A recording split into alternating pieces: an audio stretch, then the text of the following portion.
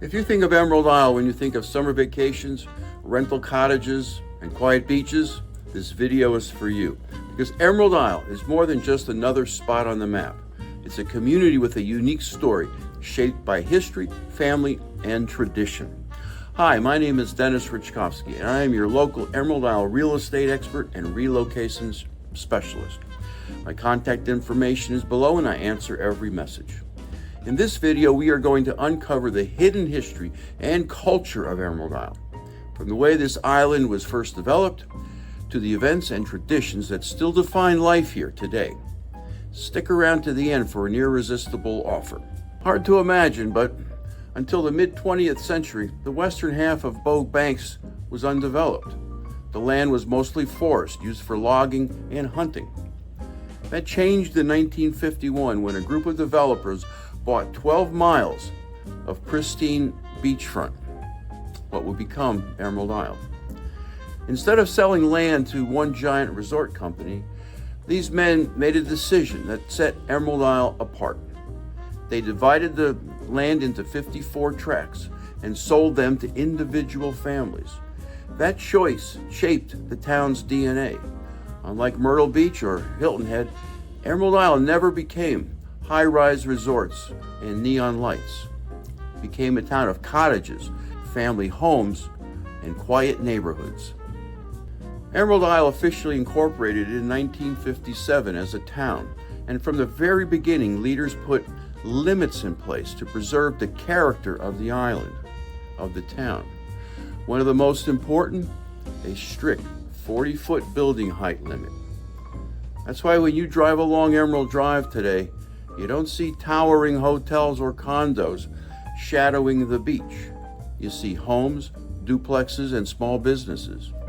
Those choices, made decades ago, protected this town's small town feel, and they continue to shape its culture today. In 1971, the Cameron-Langston Bridge opened, connecting Emerald Isle directly to the mainland. Before that, the only way to get here was by ferry.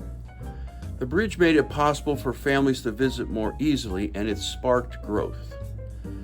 But growth here never meant losing the town's identity. Even as the population grew, Emerald Isle stayed committed to being a family beach, not a commercial strip. Ask me how I know in the comments below. Emerald Isle isn't just about houses and beaches, it's about people. The St. Patrick's Day Festival is one of the biggest events in eastern North Carolina, bringing in more than 30,000 people every March. It's food, music, crafts, and a reminder that this is a community that comes alive year-round, not just in the summer. Nearby in Morehead City is the North Carolina Seafood Festival, which draws 200,000 people every October. It celebrates the fishing culture that built the Crystal Coast, and it's a point of pride for locals. These events are part of the culture you sign on to when you make Emerald Isle your home. Ask any local what represents Emerald Isle, and many will point to the Bogue Inlet Pier.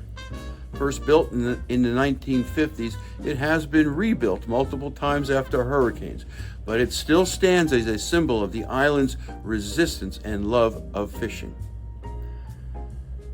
And while Emerald Isle is young as a town, it is a region full of history. Just down the road in Atlantic Beach is Fort Macon State Park, a Civil War era fort that attracts over 300,000 visitors every year. And across the bridge is Swansboro, known as the Friendly City by the Sea. History dates it back to 1783, with a waterfront that still looks like a painting from another century. Emerald Isle's culture comes from its people. Many homes here are still owned by the same families who bought them in the 1950s. That continuity creates a sense of pride and stability. The town invests in parks, greenways, and recreational programs. Civic clubs, churches, and volunteer groups are part of everyday life here. When you live here, you're not just buying a house. You're joining a community where neighbors know each other and tradition matters. So why does all this history and culture matter if you're simply thinking about buying a home here in Emerald Isle? Because it explains why Emerald Isle feels different. Property here isn't just valuable because it's on the ocean. It's valuable because the community has worked for decades to protect its small town character. For buyers, this means stability. For retirees, it means you'll find more than just sand. You'll find a welcoming community. As for investors, well, it means Emerald Isle is going to always be more family friendly than commercial, which helps preserve property values long term. Bottom line, Emerald Isle is more than just a vacation destination. It's a place with a story, one that's been carefully written by families and leaders who wanted to build something lasting. When you choose to move here, you're not just buying a piece of real estate. You're joining a living history and becoming part of a culture that makes this town special. And now for my gift.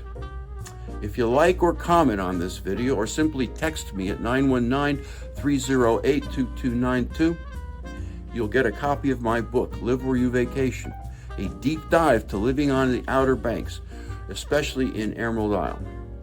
If you learned something, please like and subscribe to my channel.